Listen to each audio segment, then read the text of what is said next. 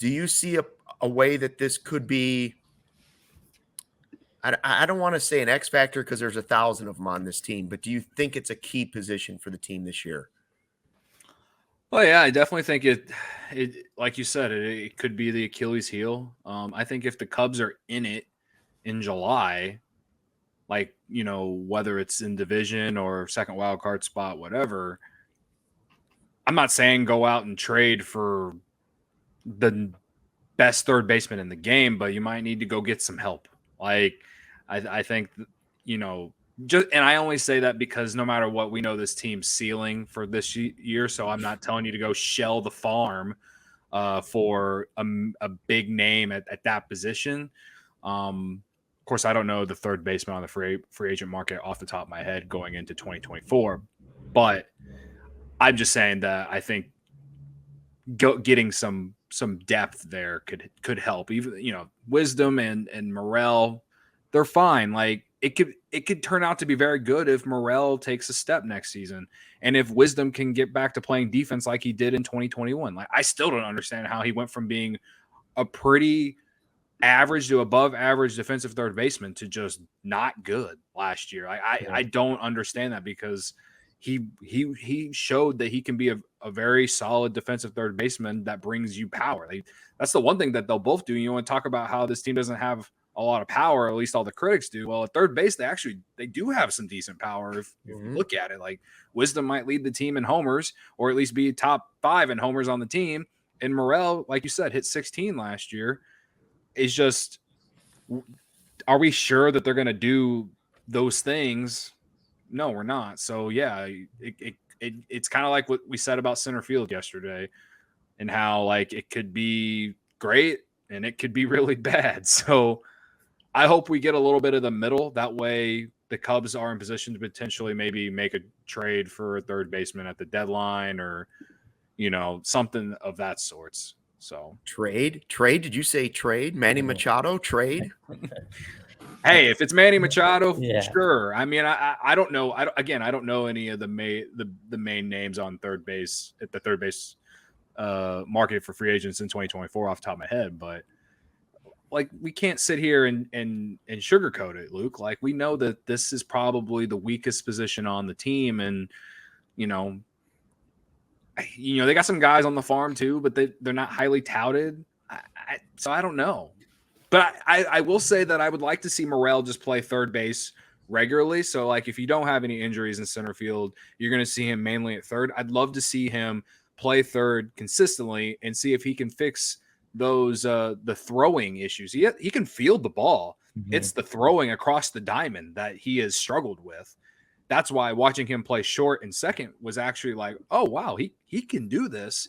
I feel good about him actually fielding the ball at third. It's more about, can he make the throws across the field, across the diamond to first base, like, consistently. And if he can do that, then I think that he can, be a very solid third baseman for the Cubs this year. And I don't think if that is the case, if we get that version of Christopher Morel, then I don't think that third base will be the biggest need at the deadline then. But I just don't know if it'll happen, and that's why I have questions. Yeah, he had, according to StatCast, he was in the 99th percentile in arm strength, Morel. Part of that obviously comes from his throws from the outfield. Definitely boosts it, but even then, it's like, he has a strong arm. Mm-hmm. Anyone with a strong arm, like, that's what you need at third base. That's the biggest arm on the infield. One of the best arms on the team is going to come from third base. So he has to have the arm strength. It's like Cody said, it was can he make accurate throws across the diamond, right, which is what he struggles with, right? Yeah, accurate throws. That's what I want. Yeah. So if he can start to figure that out, and maybe that comes with more consistency at third base. Again, he played like every position he could possibly play last year. So, he's changing the arm strength, the arm angle, whatever it is, playing second, playing shortstop, playing outfield. If he gets a lot of time at third base and just gets more consistency making those throws every single day, I think you could start to see him find that accuracy that you need at third base, because he has the arm strength that's there and that's going to be there.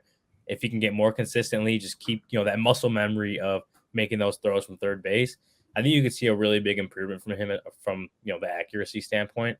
And then in that sense, it's like if he can kind of find that form that he had the first couple months of the season, before he started going down, if he can kind of get back to where he was to begin the year last year and kind of just stay there, even improve upon it, but get on base at a high clip, limit the strikeouts a little bit, hit for power. If you can have all that stuff at the plate and give you better defense than he had last year, like you're looking at the answer at third base. Maybe not like long term, but at least for this year, because that's a productive, solid player on both sides of the ball.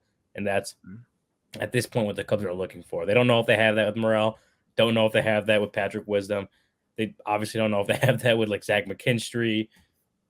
There's a lot of questions, as Luke has been saying, questions at third base.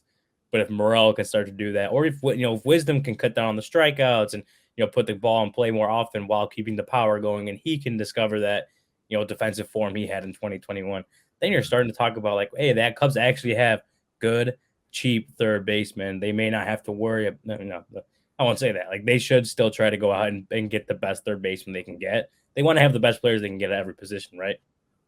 But then if Morel and Wisdom start to figure it out, maybe that spot on the roster starts to get down, go down the to-do list a little bit versus being like kind of near the top. Yeah. I mean, I think what I heard from the two of you were a lot of ifs, and it's the one position where it takes me back a year ago to all of the positions where we were like, well, if, and I feel like third base is maybe the biggest if on the team. But there is depth there too. Like center field is another one where we can say if because of Bellinger, but at least third base has more depth than center field. I'll give it that.